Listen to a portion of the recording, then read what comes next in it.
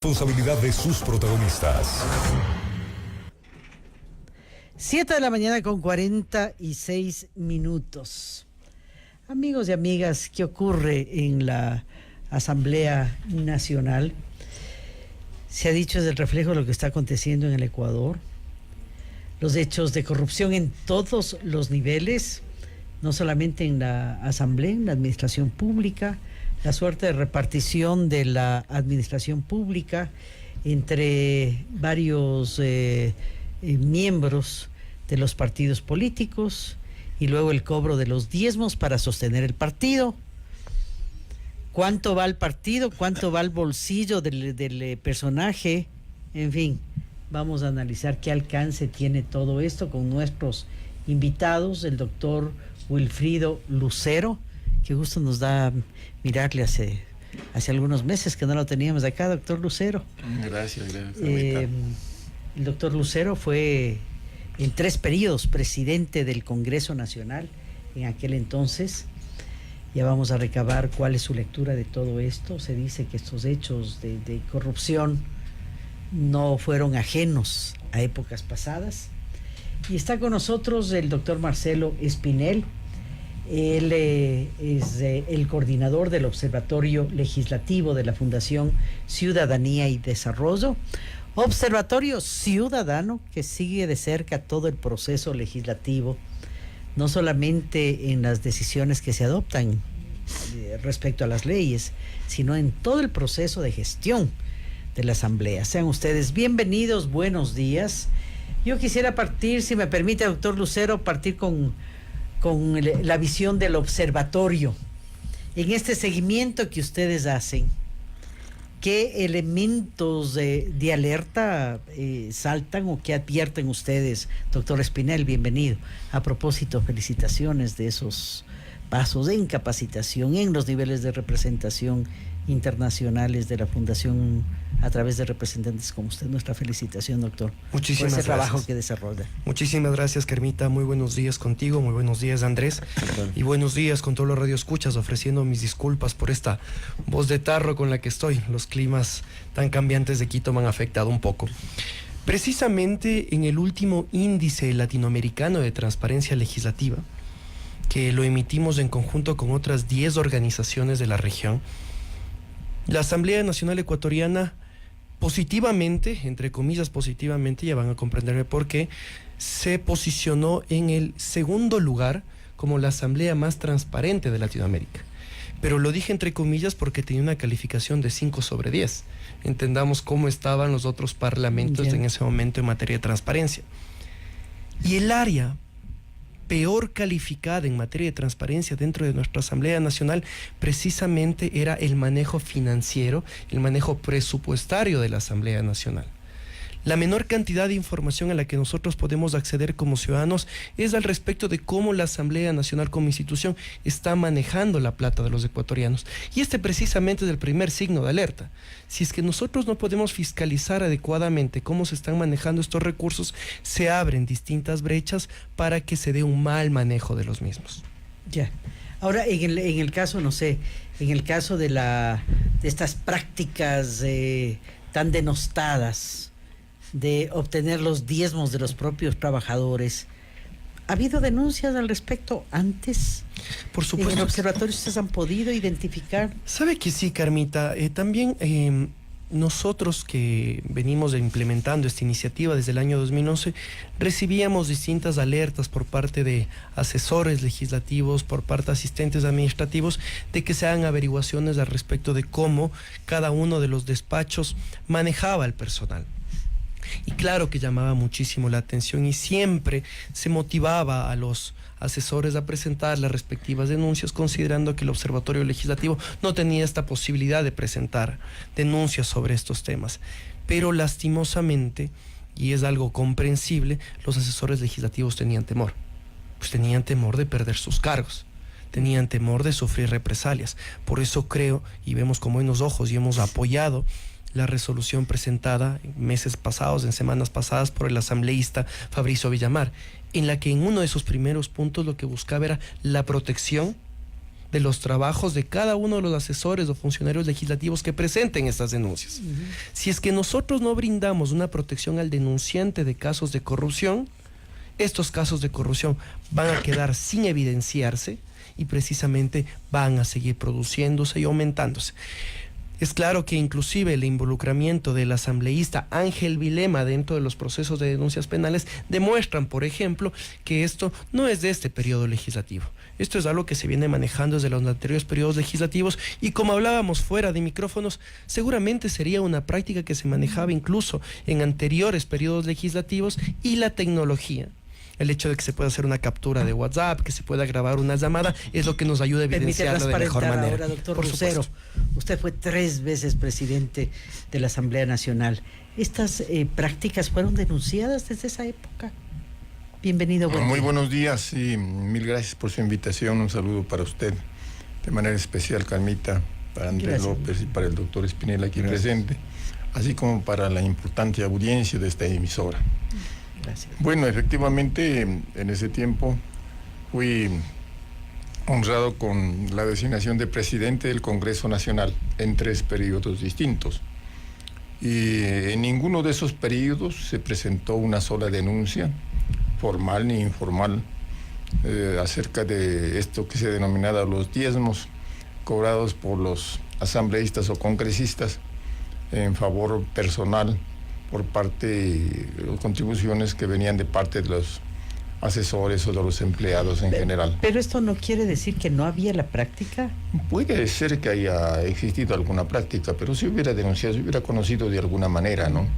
No se llegó a conocer. Pero claro, eran otros escenarios. Esa es la verdad, doctor ¿no? Espinel, la tecnología permite muchas cosas ahora, ¿no? Esa es la verdad. No, pero para estas cosas no se necesita tanta tecnología, pues basta una denuncia de que le están explotando al trabajador y eso. Si se hubiera presentado, tenga la seguridad que no lo hubiera permitido y lo hubiera perseguido y castigado como presidente que era entonces del Congreso. ¿Y los aportes al partido? ¿A los partidos se daban? Sí, es una cosa legítima, ¿no?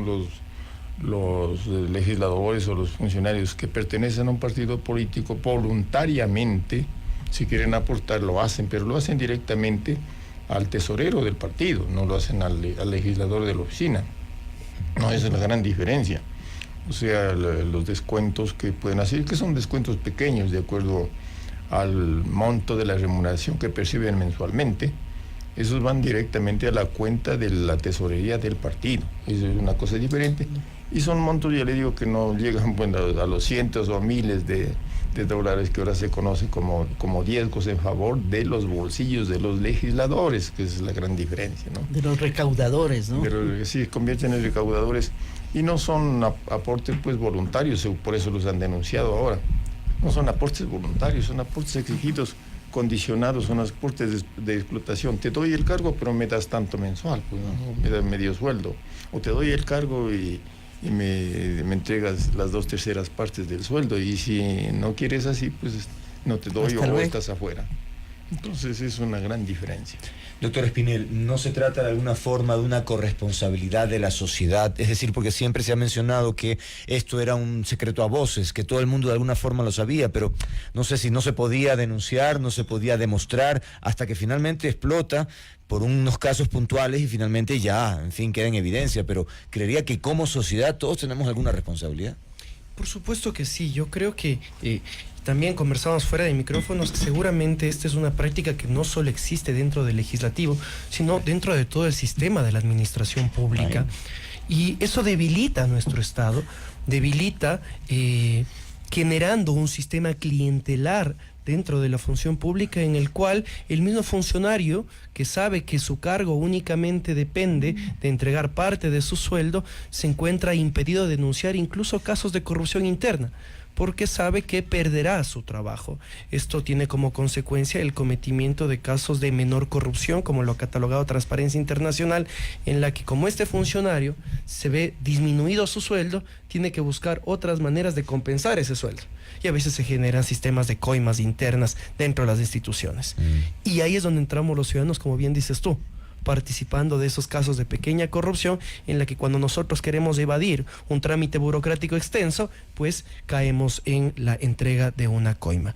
Creo que es necesario una actuación integral en este caso como sociedad para tratar de eliminar de una manera radical, o por lo menos disminuirlo de manera radical, este tipo de prácticas. Ya tienen que intervenir todas las instituciones, no solo la Asamblea Nacional con una posible reforma a la Ley Orgánica de la Función Legislativa, sino también la Fiscalía General del Estado, haciendo un proceso de investigación adecuada para que se establezcan las responsabilidades que sean necesarias y después dentro de la esfera judicial se apliquen las sanciones pertinentes. Doctor Lucero, hay esta frase de que todo tiempo pasado fue mejor. No sé si le pega, le atañe le aplica a esta situación. En términos de, por ejemplo, el perfil de los asambleístas en antaño y el actual, ¿creería usted que hay una diferencia, que podría haber efectivamente ciertos vacíos de preparación profesional, incluso de formación ética? Usted ha tocado una pregunta que es, en mi concepto, medular. Es la pregunta esencial. ¿Cuál es la responsabilidad que en todo esto tiene también la sociedad ecuatoriana? Porque a veces, pues claro, la institución, la Asamblea, el Congreso, el Ejecutivo, pero ¿quiénes son los que designan a los representantes en esas instituciones, sobre todo las de los cuerpos colegiados? Somos los ciudadanos, pues, ¿no? Y los ciudadanos, ¿a qué nos hemos acostumbrado? A elegir o a proponer aquel que es más conocido, tenga o no tenga preparación, esté o no esté capacitado para el desempeño de la función.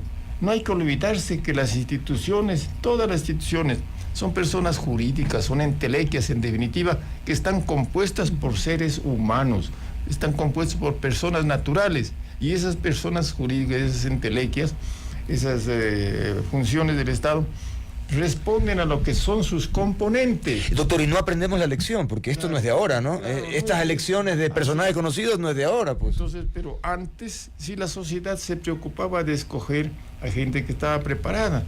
Yo he pertenecido, por ejemplo, a congresos que tenían diferentes legisladores con distintos puntos de vista y orientaciones, pero indudablemente que le discutíamos mucho por eso, pero indiscutiblemente que era gente pues de talento y de preparación. Participé en congresos con el doctor Carlos Julio Rosemena, el doctor Otto Rosemena Gómez, que eran ¿Y qué niveles de debate se gestaban en la Asamblea? Raúl Clemente Huerta era diputado, nos llevaba muy bien, era diputado liberal. Blasco Peñarera Padilla, que hasta ahora vive, Camilo Gallegos Domínguez, que falleció en un accidente de tránsito, Julio César Trujillo, Rodrigo Borja Ceballos, el propio Asad Bucaram. No tenía formación académica, pero era un veterano tan listo que en muchas cosas pues se adelantaba a los acontecimientos. Y Pío Osvaldo Cueva, Severo Espinosa, bueno, legisladores de esa categoría. Pablo Dávalos Dillon, que le dieron un tiro, no sé cuánta cosa. Pero indudablemente eran legisladores que tenían puntos de vista, pero indudablemente su gran respetabilidad. Pues para hablar en un foro tan distinguido era necesario también pues estar muy preparado, porque si no los legisladores empiezan a complejarse, y ese es otro asunto que no se lo ha tocado.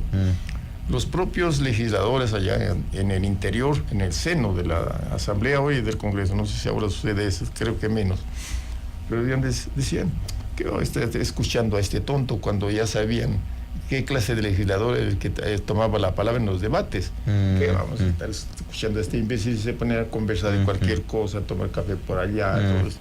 Y eso se da cuenta, el legislador se acompleja. Por eso los medios de comunicación dicen, con razón, que hay legisladores visibles y otros que ni se sabe que existen. Es por eso justamente el legislador se acompleja y tiene temor de pedir el uso de la palabra, porque al legislador se lo conoce en su capacidad y preparación en los debates, no solamente en la preparación de proyectos, porque por eso debe haber pues un mundo de proyectos, la mayor parte de los cuales son basura, ¿no? Claro. Porque no están proyectos bien estructurados. Y justamente en esa línea a mí me gustaría preguntarle al doctor Espinel, a propósito del seguimiento que ustedes hacen, ¿qué evaluación se hace sobre la calidad de la acción legislativa, doctor Espinel? ¿Qué datos tienen ustedes? Mira, y precisamente eso fue una pequeña reunión que mantuvimos con representantes de la Asamblea Nacional, La información que entrega la Asamblea Nacional en su mayoría a nosotros nos permite hacer una evaluación cuantitativa, dejando de lado este aspecto cualitativo. Sin embargo, por ejemplo, en el primer informe de transparencia legislativa que lo emitimos en mayo de este año, al respecto del primer año de trabajo de la Asamblea Nacional, se evidenciaba que más del 70% de los proyectos de ley presentados por los actuales legisladores eran proyectos reformatorios a leyes aprobadas en el periodo legislativo anterior. Y ahí pueden existir dos razonamientos. O esos proyectos tienen una motivación política en la que decimos, no, únicamente tenemos que derogar todo lo anteriormente aprobado, o no existe un verdadero análisis de la eficacia de las leyes antes aprobadas e inmediatamente queremos modificarlas. Es complejo de una u otra manera determinar, por ejemplo, que el asambleísta que más interviene en el Pleno es precisamente el mejor asambleísta. Cuando Exacto. comprendemos que queda a discreción del presidente o presidenta de la Asamblea Nacional otorgar la palabra. Y en muchísimos casos existen asambleístas que reiteran su participación y lo que mencionan que es: estoy de acuerdo con lo mencionado por el compañero tal, muchísimas gracias señora presidenta, y toman asiento. Entonces, no existe realmente intervenciones que a nosotros nos permitan valorar adecuadamente y de manera integral la calidad de este Parlamento. Sin embargo, para acotar a lo que decía el doctor Lucero, lastimosamente, en aspectos un poco más macros, el marketing político nos juega bastante ahora. Un marketing político que tal vez en 1980, en 1990 no era tan fuerte. Ahora nosotros vemos una campaña para la Asamblea Nacional y la vemos cargada en redes sociales, en televisión, con spots muy llamativos, y eso combinado con el hecho de que el ciudadano no conoce a ciencia cierta qué hace la Asamblea Nacional, hace que se oriente por votar por la cara más conocida. Y ahí tenemos que encontrar también una corresponsabilidad, no solo del ciudadano, que al desconocer qué hace la Asamblea Nacional vota por el futbolista, por la estrella de televisión, sino también por el partido político que lo postula. Consciente de este desconocimiento ciudadano, porque sabe que de esta manera ganaremos más curules. Y terminas generando una representación legislativa clientelar. Pues este futbolista, pues esta cara conocida de televisión, no en todos los casos, han existido excepciones creo yo, pues lo único que harán es responder a la voluntad de aquel líder del partido político que lo colocó en la papeleta. No tiene voluntad propia. Y esto hace que simplemente la calidad del debate legislativo, la calidad de la creación de las leyes se vea disminuida. Finalmente creo que, y en términos mucho más amplios, si nosotros queremos medir la calidad legislativa de los últimos años, lo único que debemos hacer es sentarnos a ver si es que las leyes aprobadas están de acuerdo a estándares internacionales en derechos humanos. Y el hecho de que existan tantos llamados de atención por parte de sistemas universales de protección de derechos humanos nos da a entender que aquí las leyes únicamente fueron aprobadas de acuerdo, y sobre todo en la última década, de acuerdo a lo que enviaba el presidente de la República. Bueno, y ha sido un sistema además muy eficiente para ellos, ¿no? Porque se montó toda esta estructura a través de la producción legislativa.